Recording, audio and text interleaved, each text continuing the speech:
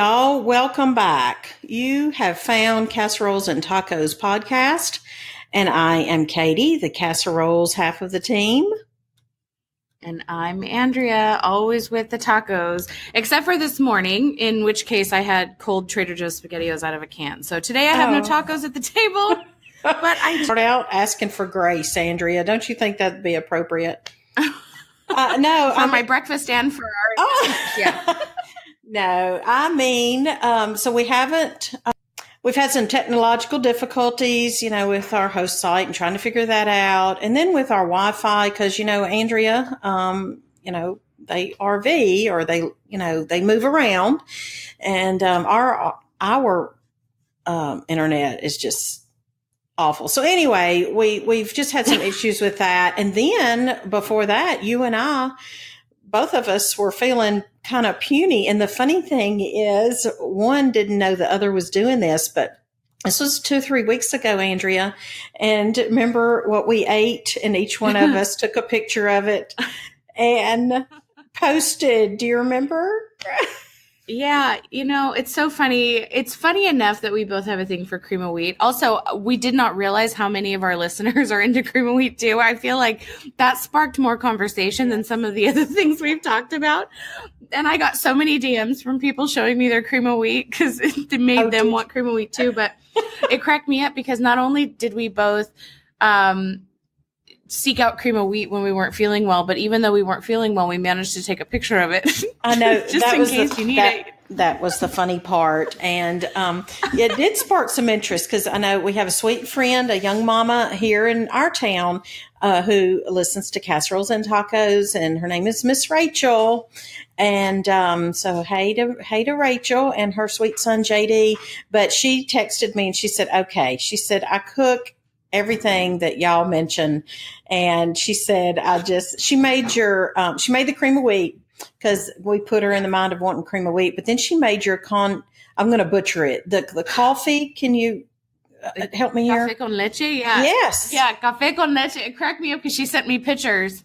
She DM'd me and she said, that she had gone to Target to buy everything for the coffee. And so if you're looking for a good coffee recipe, it has nothing to do with me because I didn't create it. I just learned how to do it. But if you go over to my profile on Instagram, guys, at our supper story, sorry, I don't even know my own name this morning. Apparently I haven't had enough of that café con leche, but, if you go over to at our supper stories and go to my highlights and look up café, which is the Spanish word for coffee, there's a whole tutorial on how to make it. You too can have fancy coffee in the morning. And I have mine here today. I don't know if you can hear it. It's iced because it's going to be blazing hot this week. And so I'm switching to iced coffee for the foreseeable future. All right. So lots of differences between us, lots of similarities. But let's talk about the weather for a second. So when you say blazing hot, what are you talking about? What temps? I'm talking well over 100. So it's supposed to heat up. We had, I think, 102 or 103 last week one day. And then it got really nice, like in the high 80s, which for us is really, really nice. But it's going to hit, I think, 101 on Tuesday. So tomorrow. And I mean, we'll get up to 112, 115 in the summer, in the peak of summer. Word. Oh, my word. Okay. Humidity? Do you have we don't really have a humidity. No, we don't really have a lot of humidity. It doesn't get too bad, but when it does, you would think everyone's going to die because it's not a dry heat like you would find, say, in Arizona. But it's nothing like what I'm sure you're used to. Oh, yeah. Well, Saturday, now Mr. Patient, he perspires easily, but he walked outside and it was probably 89 or 91, something like that. And he just broke a sweat because, I mean, that's what happens around here. Yeah. And, and the older I get, I just can't handle that heat and humidity. Wah. I know, but I'm got to have the air conditioning. Yeah. So we're going to be, we're selling our house and we're going to be living in an RV and traveling the nation for 1 to 2 years with our 3 youngest children. And some people like to follow the sun, follow the warmth and the sun and go to the beach, go to Florida in the winter and that kind of thing. Not us. Now I call my husband Mr. Patient. So Brent is my husband. So Brent has said, we're not going to go looking for snow necessarily because he doesn't want to, pull the thing around in the snow or be stuck in the snow or what have you. But we're definitely going to seek out the milder temperatures in the, certain parts of the nation that have the milder temperatures, certain parts of the year. So we're not the kind that are going to head to Florida in January. I say that I have no clue what the weather, I don't know about the humidity, but I don't know about Florida's weather. I don't know. I'm just saying we love cooler temps. Right. So, I get it. Yeah. Believe me. And I live here, which is like it's hot. It's hot and it's hot for months. And we've actually had kind of a late summer. Usually by May, we've seen triple digits and we have not yet until last week, like I said. So, but it'll go that way until, October's fair time. So the big fair comes to town the first 2 weeks of October, and everybody jokes that summer's over when the fair's over because you got to go to the fair and get a sunburn before fall can come. And even then, sometimes it takes its time. So, I totally understand what you're saying. So when you head my way, make sure it's in the fall because it's actually beautiful here in the fall. But, and my mom already said you can park at her house. Yes, how sweet. So, how sweet. Well, we'll probably take her up on that. So, we're getting closer, I guess. We both, your family and our family, have some changes that we can mention real quick because our friends are so sweet to be interested and to walk life with us. But we are packing. I mean, pretty much all of our furniture. It's happened fast because I put it off because I didn't comprehend how to live with bare bones, we're talking 29 years of marriage and a house, honestly, that's over 3,000 square feet. And the only reason I mention that is because it's full of stuff, y'all. I mean, furniture and stuff, and so we've had to figure out. And so I guess it's about 2 weeks ago, maybe it's 3 weeks ago that my husband said, okay, look, we've got to get like major serious. And so that kind of made me realize, okay, I guess we do. And he said, let's just get rid of everything that's, that we don't think we would use on the RV. And so that's what we've been doing. And I'm telling you, the house looks like a cyclone hit it. But we've moved out the furniture that's easily movable. And there's some really big pieces that I've got movers coming today. I laugh. That's a story. Got movers coming today. This is the first time we've ever hired movers, I think, ever in our lives. And my husband's back is kind of messed up a little bit, twisted. He's got some twisted vertebra, and so I thought this would help him out. And they're gonna move the heaviest things. So that's going to be good to help us out. But after that, we're just going to have our beds. So after tonight, our beds and just a couple of dressers and just boxes of junk. Wow. But and the mover story. So it's like 10:30 our time right now, and it's about 8:30 your time, right? Something like that. Yep. Oh, and the flapping is the dog. Is the dog's tail on the floor, y'all. So, hey, we're recording in the best circumstances we can come up with. That's right, Andrea. And you might still hear, and you might still hear my cat and the bell on their collar and jumping off of high places they shouldn't be on. I get it. It's real life. It's real life. So, but anyway, so the moving thing, they're supposed to be here at 2:00, between 2 and 4. I say here at my house. I'm not at my house right now. They're supposed to be there, and they just called 10:30. Said, "Hey, can we come?" So, Andrea, that was the call I was getting a minute ago, and that's why I was frustrated because I thought, no, you can't come. I have a day, and it does not include your arrival before 2 p.m. No. So you're going to have to wait, sir. He was a little frustrated. And I thought, okay, I've talked to y'all. And they've been really good about communicating with me on the move. I called, and I know they've called, no joke, 5 times to remind me and to confirm and all that. And that's great. That's fine. To confirm what they're picking up and all this kind of stuff. And so he just called, can we come? No, the last 4 times we've talked, you've said 2 p.m. I'm about to have a day. Right. I So have that's plans. what's going on. Yeah, so that's what's going on with that. But I'm thankful to have somebody to move the heavier stuff to storage, by the That's way. That's where major. we're moving it. So, because we're not getting rid of everything. So what about you? Fill us in on your move. You've just moved. Yes. Well, last I spoke to you guys, I think we were still up in the mountains, but the lake, and that ended in basically in a dumpster fire. So we ended up leaving there early. What you will find, Katie, and anyone else who has considered RV life or is currently living RV life, maybe they'll be able to echo this statement. You will discover very quickly whether or not you want to be in a place. And if you're the type of RVer that goes short term to a place, maybe for a week or 5 days, and then moves on to the next spot, it's definitely not as much of an issue. But we have a tendency to stay month to month somewhere. And we knew about 3 days in, I don't think these people want us here. And we thought, we're just going to try and hang in there. We're going to give them the benefit of the doubt. We're going to have a good time. We did make a lot of beautiful memories. We had a great time. But it definitely the whole time was a battle of feeling like you were staying at someone's house who didn't want you. So you'll find that some parks have a vision in their mind of the type of clientele they want to serve and who they want to be there. And Okay.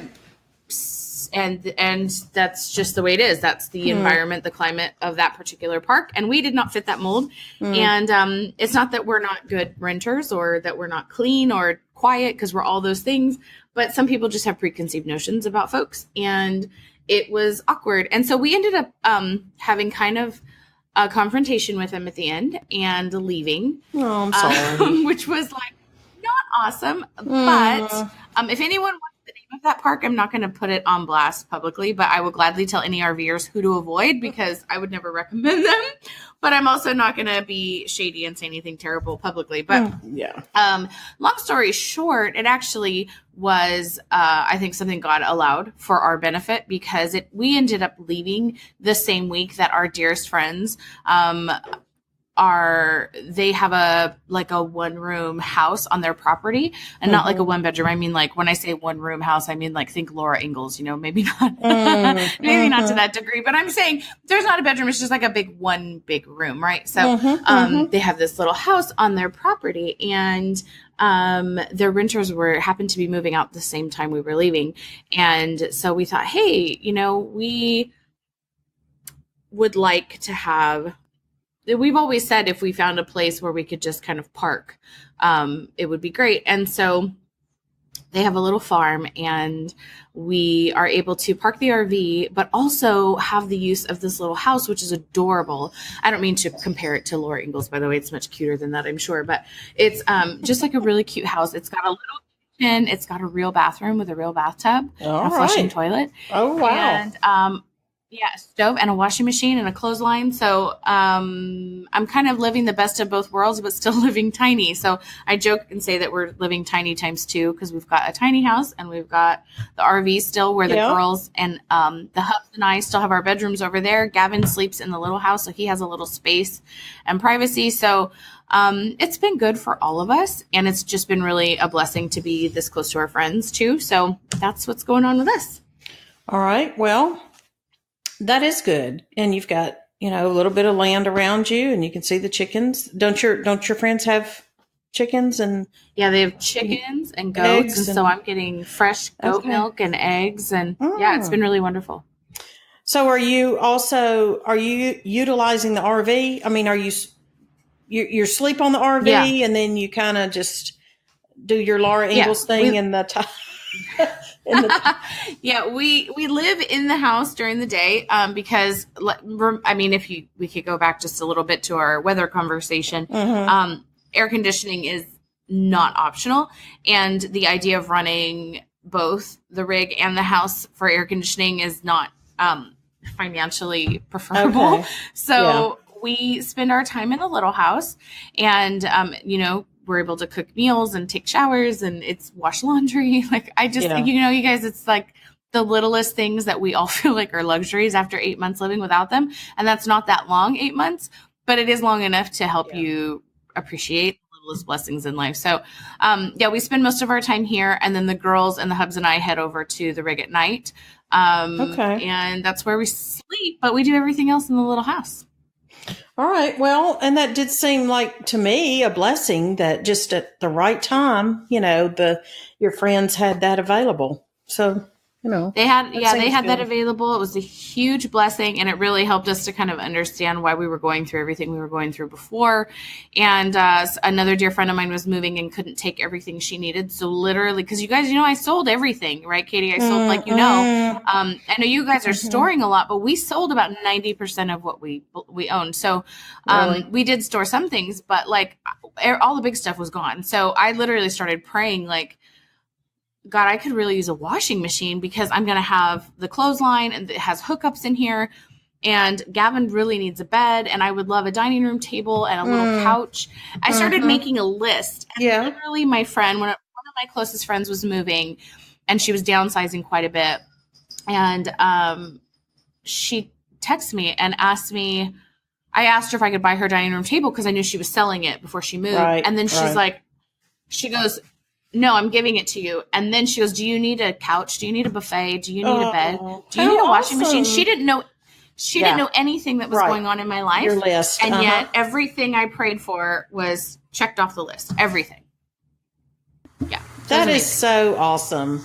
And the Lord does care about our lives, and that's awesome. Yeah, we are storing things. A lot of people have told me, given me advice on our YouTube channel and Instagram, and that's fine. Everybody has their own way of doing things, but a lot of people have said, get rid of everything, get rid of it, get rid of it. Well, number one, we're not looking to full-time RV the rest of our lives. This is a short-term thing for 1 to 2-ish years, 1 or 2, we're not sure. And we're going to need things after the RV life, and we're not expecting to have a lot of money to buy what we need. And so another thing is, I'm actually at a small home. We've got a YouTube video about this on our Heritage Ways YouTube channel, but we've got a small home that's about 1,100 square feet that we've purchased for our third son to live in and rent from us.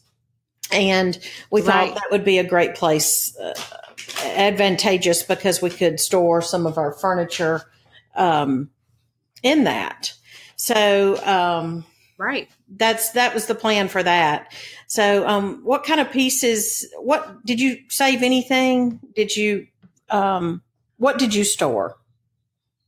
I took my mom's advice. And first of all, I want to say the way you're handling it is really super wise, because for us, we didn't know what the future held and had no way of knowing that this is where we were going to end up. But the way you're handling it, because you do have a clear cut understanding of where you're going and what your timeline is, I think the way you're handling it has worked out perfectly for you. And I love the way you're doing it. We saved things. My mother's advice was, if you can never replace it, keep it. Great. Okay, that's great. Yes. Things like our sofas. My mother-in-law needed a new sofa, so we gave her our sofas. She also put our table in her house, and so she has that furniture. I saved things like, I have a cedar chest that had a lot of things the kids have collected, like a hope chest kind of thing. The piano we saved at my mom's house because that was my grandmother's piano, and she'll probably likely keep that. But basically, like, heirloom items, things that represent our family history. Those are the kinds of things we kept. I have a set of cookie jars that my great grandmother made. Oh, wow. Things like that. Like I'm very sentimental about belongings, I've learned. And it was really hard because I was sentimental about things I probably didn't need to be also. So what we did to restrict ourselves is we only rented the smallest storage shed they had. And so whatever could fit in there is what we kept. And I saved, the only furniture I saved is I have a sewing table that was my great aunt's. And that might actually be the only furniture that I saved, come to think of it. I don't think I saved any other pieces of furniture. It's mostly little stuff like my milk glass, my Pyrex. And like I said, anything that has been passed down to the family, of course, I held on to. And bigger pieces went to other family members. So it's not that I just pitched stuff. It went on to bless other people, which is good. Right. Well, I have given a lot of stuff away. I've sold just a handful of things, but I've given some things away. But quite honestly, through the years, and since I was the oldest of my generation, so I'm the oldest great grandchild. Well, no, I'm not. Renee, whom you've met, is the oldest great grandchild, and then we're 4 months apart. So, but on the other side of the family, I'm the oldest, and then in my set of cousins. Anyway, I'm one of the oldest, and everybody always said, well, give it to Katie. She'll take it. Well, Katie always took the heirlooms that nobody else wanted. So I ended up with a lot. I'm hoping my own children will want some. I have a lot of heirlooms, and that's been hard because I knew I didn't want to get rid of those things. And my husband has not made me at all get rid of anything. He said, I'm not going to do that to you. I'm not going to, he's let it be my decision. And I appreciate that. But honestly, well, heritage obviously is close to our hearts, and we go by the brand of Heritage Ways. And we love our heritage, and we want to appreciate ours and yours and yours and yours and everybody else's. And we want to help others tell their heritage stories and keep it alive. And I'm just not okay with, as somebody said, she got rid of her great grandmother's dishes and never looked back. Well, Katie can't do that. If you can do that and that's what you decide to do, fine, but that's not what I'm going to decide to do. So we have gotten, and like you, we've limited ourselves on the storage unit because we're kind of in the middle of this whole process thing, getting furniture over here to Owens, where I'm recording right now. There's not a lot of furniture, which is why I have some echo going on. But I would also have echo if I had enough Wi-Fi to record at my house, because there's like zero furniture over there. But anyway, so I'm just saying that was a good tip, to limit your storage space, because you have to decide, okay, not everything will fit in here. So that's what we've done as well. But so yeah, lots of heritage items. And so I don't know. We'll see. As time goes on, I might think I really don't need to keep that, and we might go and get rid of more and more. So I don't know. We'll see. But thanks for those tips. You have blazed the trail before me and others, and not just those who are going to RV, but just downsizing. So I've just gone through. Which is very liberating. Yeah, it is. I've gone through my wardrobe, and again, we've got a YouTube channel. Video about that on our channel, where my niece Chloe helped me do that. And I know you and I have talked about that on a podcast, and it really has helped. There's some things I didn't want to get rid of, but honestly, what is this, two or so weeks later, and I don't regret getting rid of anything I got rid of. And it's much easier to go in. I don't really have a capsule wardrobe now, but I have a reduced wardrobe, and it's easy to go in there and just grab something, because pretty much everything matches pretty much like my everyday clothes. And people are going to see me in the same clothes over and over. That doesn't bother me. I'm past, having to have a huge variety of clothes. But anyway, so all that. And now, before we leave, though, we had talked about doing something fun for our friends out there. So do we want to do that? We want to share with them? Yeah, let's do that. Yeah, absolutely. So I know you and I talked about how women used to sit. How did you word it? Well, sit by the radio, and, they would have the old, before television. I mean, not that you and I remember this, but we've heard about it and seen it on television shows, where they would just sit around and they would listen to their soap opera stories and their recipes, and sit and write it down. And that would be one way that they shared a recipe or got new recipes. So yeah, what do you think about that? I love it. I think it's a great idea, and I think it's super fun. And I think I have here lately grown weary of how far we've taken modern society in some ways. So I love this little nod to the past. Yeah, that's what I was thinking. So I have a recipe here from my cookbook that I have written, and I think you had one to share. So Yeah, absolutely. we can just go ahead and share those. And our ladies listeners, doesn't have to be ladies, my goodness, ladies and men, sit down and with your pen and paper and jot the recipes down. You'll have 2 new recipes today. Exactly. I love it. So mine is chocolate gravy. And I'm going to read it as I wrote it in the cookbook that I have written for my children. And I just wrote that it serves a large family. And I wrote that it is made by a lady. I'm not going to say her name because I don't have permission to do that.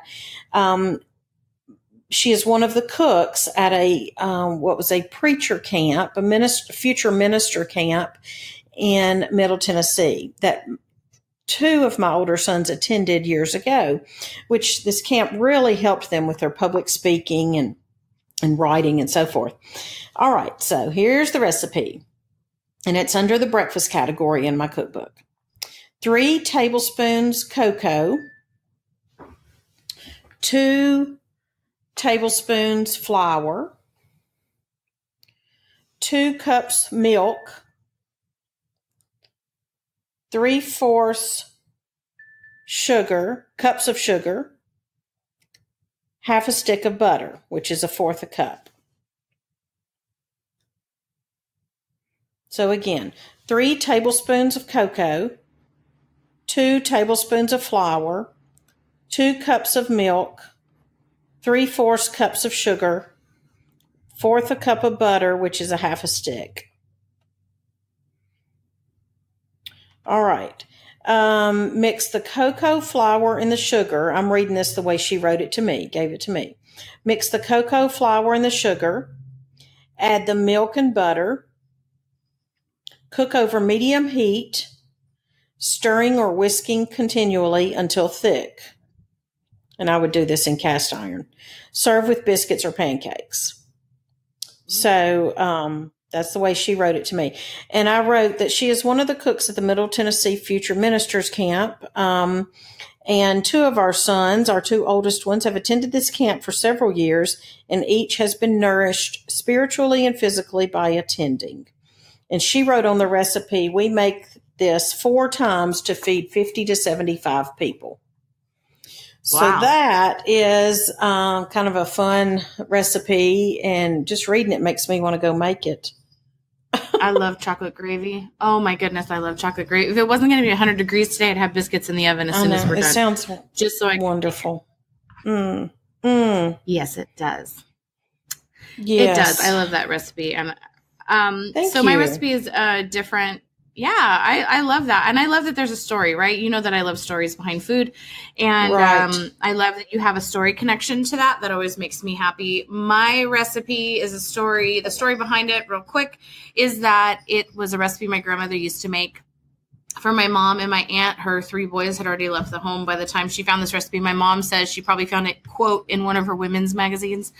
But she used to make this, and my mom made it for us, and I make it for my kids, and now my kids know how to make it. So it's kind of neat to have 4 generations of people that know how to make this recipe. And now I'm going to pass it on to you.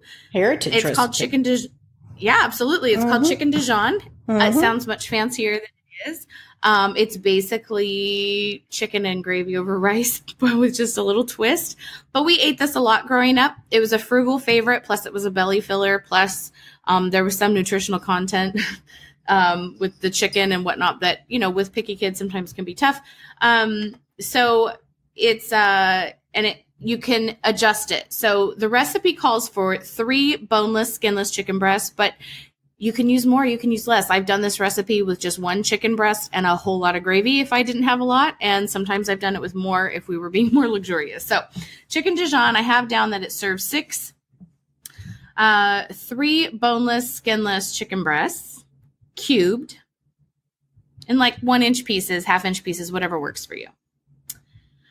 1 stick of butter. Okay.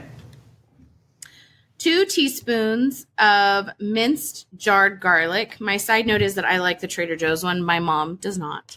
Okay. She does not approve of my use of that. 2 teaspoons of minced jarred garlic. You could also mince the cloves if you want, but I don't have time for that.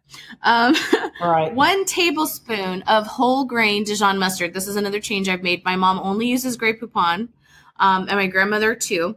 But I like the whole grain Dijon mustard. It adds a stronger flavor and nice texture. So 1 tablespoon of that. 2 quarts of chicken broth. You could use water if you don't have broth. And I used pork broth the other day because it's what I had and it was still delicious. So 2 quarts of chicken broth or whatever liquid you've got. Mm-hmm. And then I'm going to give you here's what I'm going to do. I'm going to give you the original recipe, which was done with flour. But if you go on my blog, the full recipe with my modification using cornstarch, if you want it gluten-free, is available there. Okay. So we're going to say 1/4 cup of flour. Mm-hmm. And then salt, pepper, and garlic to taste.